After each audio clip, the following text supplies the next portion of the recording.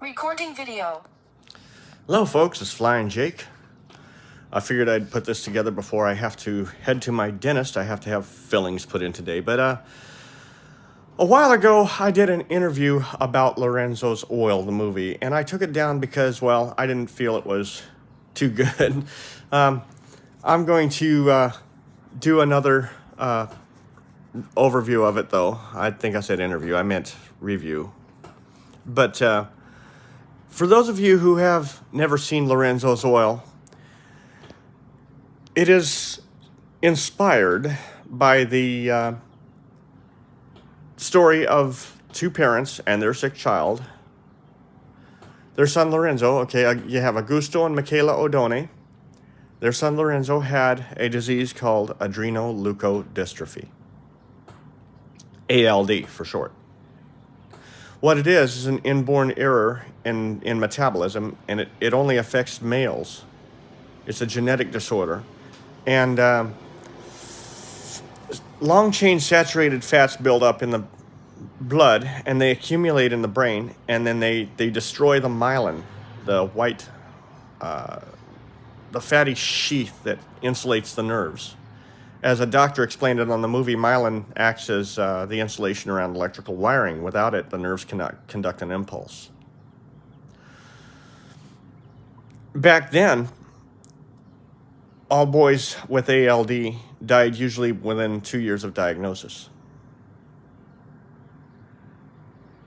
Augusto and Michaela would not accept that. And they went through hell and high water to get a definitive therapy that is known today as Lorenzo's Oil. Now, what that is they contacted a fella at a company called Croda Chemicals, and this guy's name was Don Sotheby, and he helped them extract the erucic acid needed to make Lorenzo's Oil.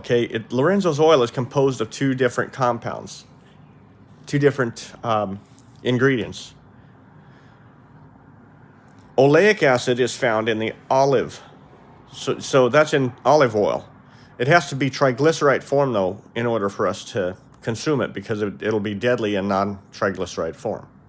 Erucic acid is the same way. Erucic acid is found in the rapeseed plant, and it's present in rapeseed oil. So,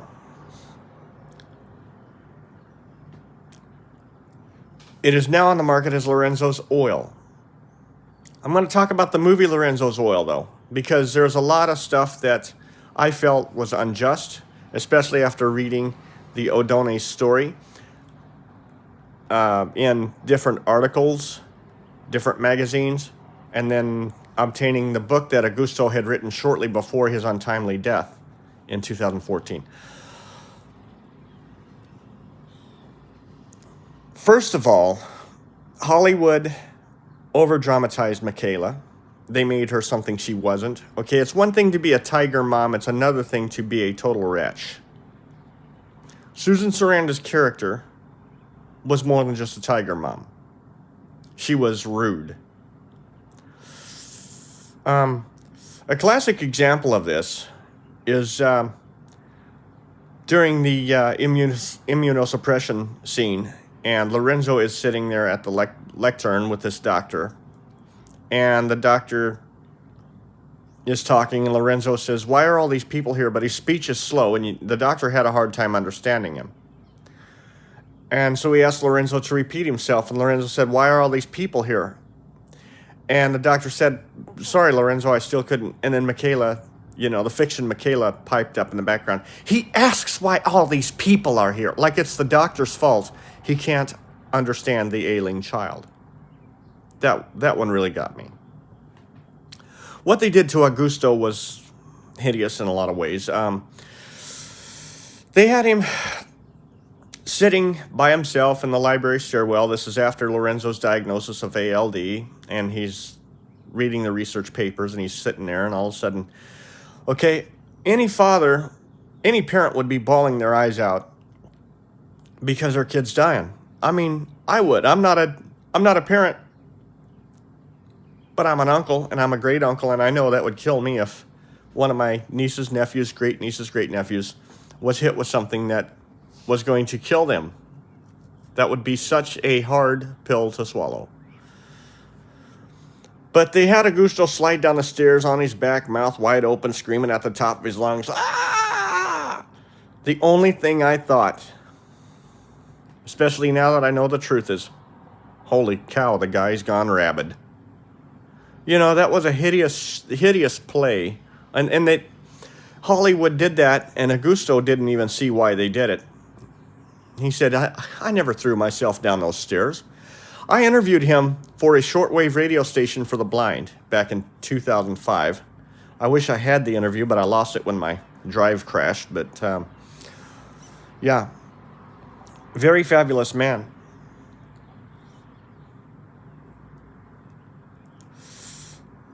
In the middle of the movie, after Michaela's show of hideousness and immunosuppression scene, I have to say that fiction Michaela got her payback when Lorenzo just bellowed at her. And this was really the deal. The fiction Michaela got her payback. Karma comes around to bite you square in the butt when you least expect it. In this scene, Michaela's talking to Wendy Gimbel, played by Margot Martindale, a fiction character that Hollywood just had to throw in there. But anyway, they're talking, and Wendy's little boy Jake sees Lorenzo, and he says, "Is that Lorenzo?" And Michaela says, "Yeah, Lorenzo, this is Jake. He's a young man of your age."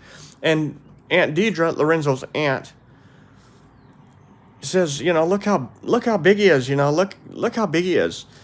Let's go down and feel him, because Lorenzo is losing his vision." And well, Lorenzo says something that even I couldn't understand. And Michaela says, "Pardon me, Lorenzo?" And Lorenzo said it again. And Michaela said, "Sorry, Lorenzo, let's try that again." And Lorenzo just bellowed it at the top of his lungs. And the only thing I could think was, now you know how the doctor felt. He asks why all these people are here.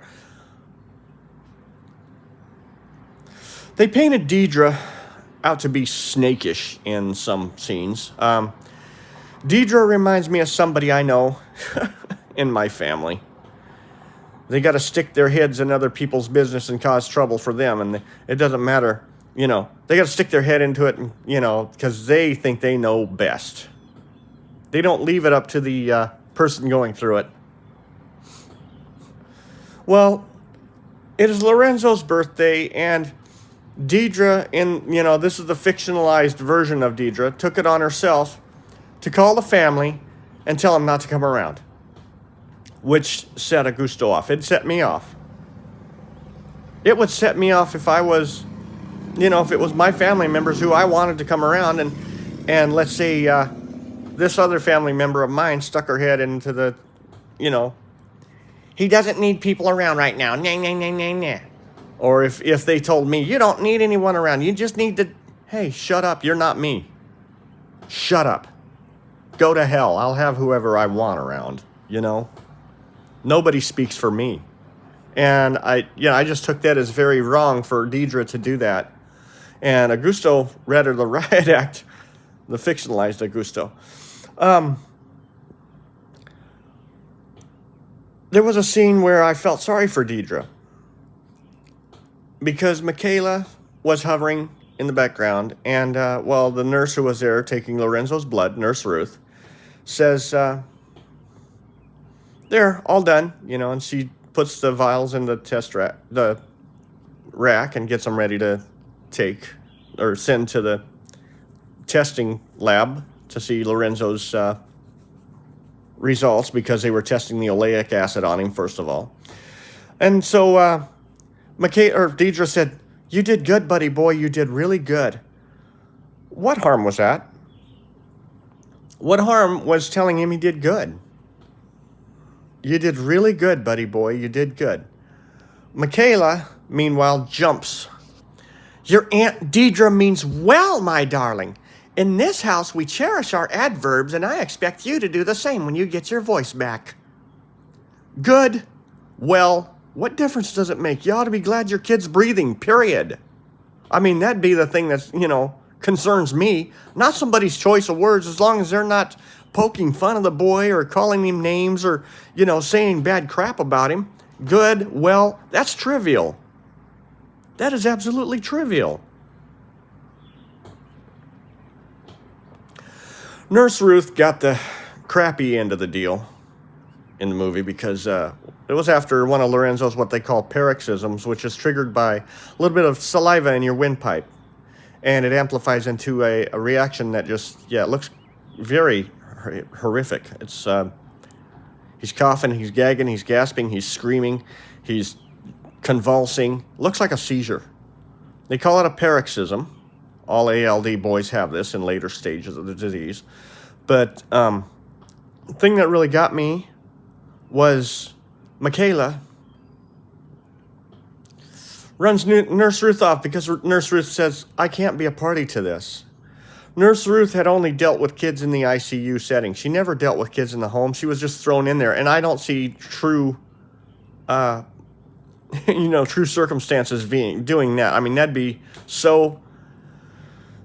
I would not transfer an ICU nurse into somebody's home where, they've never had to work in situations where equipment is minimal with such a critically ill person. I would not do that. I mean, I don't see this type of thing as being the norm in real life, but Hollywood did this to this Nurse Ruth. After Nurse Ruth said, I got to voice my opinion about this. I know you can't always play by the rules, but this boy he shouldn't be at home. He should be in a properly equipped hospital, yada, yada, yada, where they, Michaela says, why don't you tell me what you mean? Nurse Ruth said, I can't be a party to this.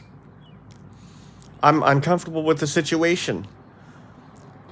Michaela right now says, well, Lorenzo and I aren't comfortable with your lack of comfort. And so she throws Nurse Ruth out. I thought that was very cold. That was very crude.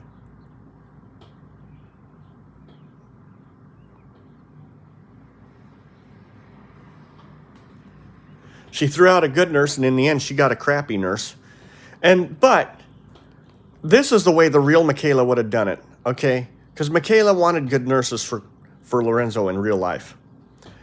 And if you weren't paying attention to the boy, or if you were talking to him like he didn't really, like you didn't have any interest because he couldn't respond to you. He couldn't talk back to you. He couldn't answer you.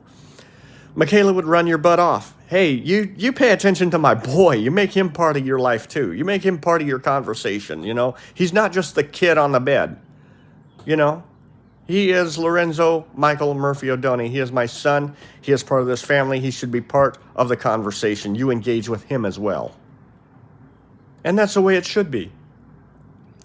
But anyway, Nancy Joe was reading to Lorenzo like he's just a piece of a balsa wood, no interest, just blasé, blah, blah, blah. She was reading Hansel and Gretel.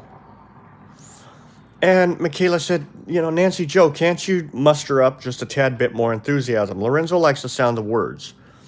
Nancy Joe slams the book shut and she said, well, I'm paid to nurse, not read stories. And Michaela said, you don't think his mind needs as much nurturing as his body? And And Nancy says, what mind? Michaela? Oh, her eyes shot fire. I beg your pardon, she said. And Nancy said, nothing. Michaela said, get out. And Nancy said, look, Michaela, I read up on this disease. I know what it does to his brain. And Michaela called her a subliterate with a double-digit IQ and all kinds of things. And she threw her out. Now, to make a long story short, after the oil was produced and everything, and Lorenzo had both the oleic and erucic acid, the thing that really got me was how Michaela infantilized Lorenzo. And basically, here's this 12-year-old boy, and the fictionalized Michaela's talking to him like he's an infant, and she's using infantile terminology to tell him to move he thinks he can move his little finger, and how I don't even understand how she realized Lorenzo could communicate with her by blinking his eyes and stuff today. I mean, the real Michaela said that Lorenzo could do that. So there were some parts of the movie that were accurate. Don't get me wrong. And this is one of them. But still, the fictional Michaela had to infantilize him and talk to him like he's a preschooler or somebody. You know, the whole thing that got me was tell your brain to tell your arm to tell your hand to move your little finger. Why not just say, okay, you think you can move your little finger? Come on, buddy. I'm here. I'm standing with you on this. Come on, I back you. Come on. Move your little finger. You can do it, you know. Why not coach the kid in a more mature way for, you know, somebody on his level? And she was calling herself mommy to a 12-year-old boy. I just don't get it. But yeah, I just give that movie 2 thumbs down. If you want a good book, read Lorenzo and His Parents, written by the late Augusto Odone. Great book. Great book. Yeah. People are wondering because in some of my videos, my voice is low. I'm breaking away from the deal, but in some of my videos, because when I wake up in the mornings, I usually do have a lower voice. And also if my allergies are bugging me somewhat, my voice is kind of so. But anyway, the book is called Lorenzo and His Parents, written by the late Augusto Odone. Sadly, Michaela passed away in 2000, and then Lorenzo passed away 8 years later in 2008 at the age of 30. He died a day after his 30th birthday. Years later, many years after what was predicted for him for his lifespan. And Augusto said that it was Lorenzo's oil that kept him going, and the round-the-clock care that he had, plus the support of his mom and dad, you know, and the family friend Amouri, Oumori, Hassani, I believe it's how they spell it, Hassani or E, I don't remember, I don't have the spelling in front of me, but it's Hassani. He's from Africa, Amouri Hassani.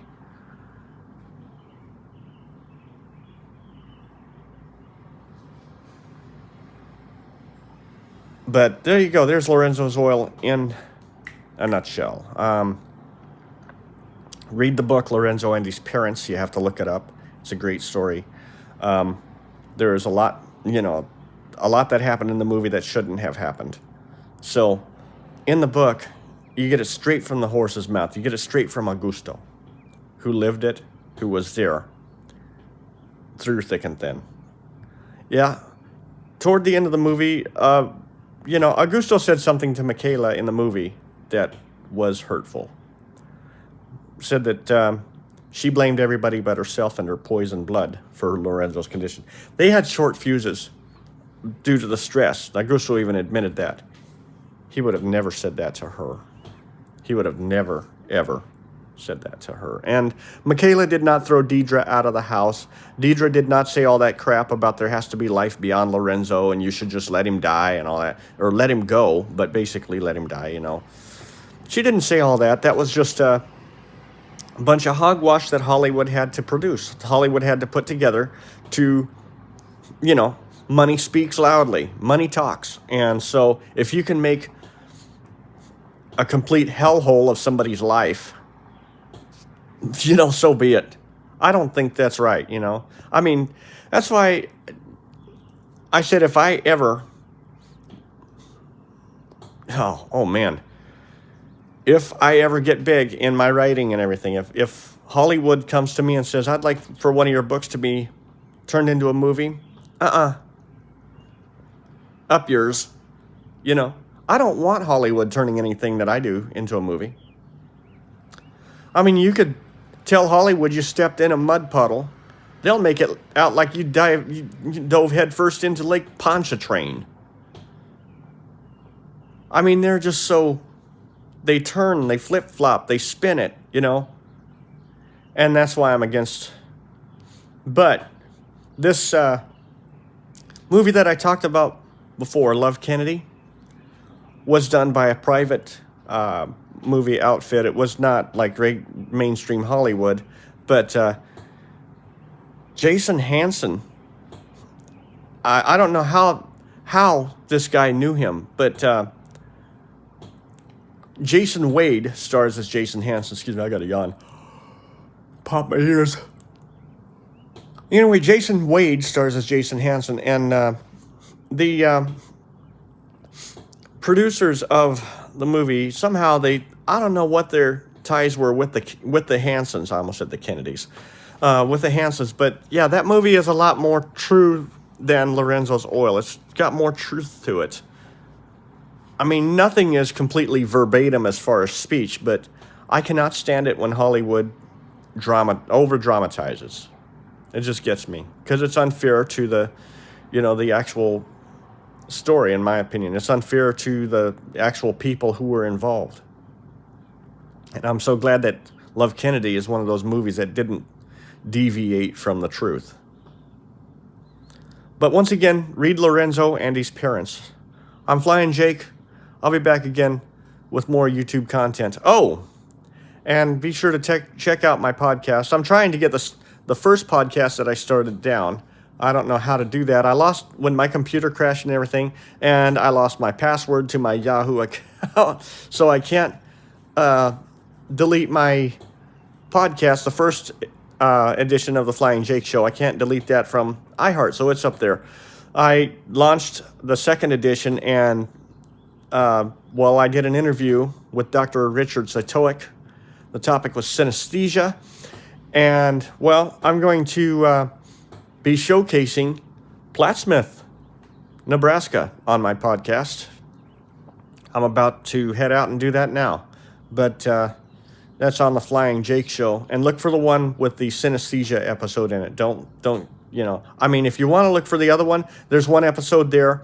It was with Nancy R. Weiss, and that episode, I guess it's good that is up, because that episode, I urge everybody to listen to my interview with Nancy R. Weiss about the Judge Rotenberg Center in Massachusetts, Canton, Massachusetts. The Judge Rotenberg Center tortures people with varying degrees of physical and mental challenge. But I interviewed Nancy Weiss, who is trying to get this place shut down. She's trying to get something done about it. And I urge everybody to listen to this. I urge everybody to get involved. I'm Flying Jake. I'll be back again. Take care.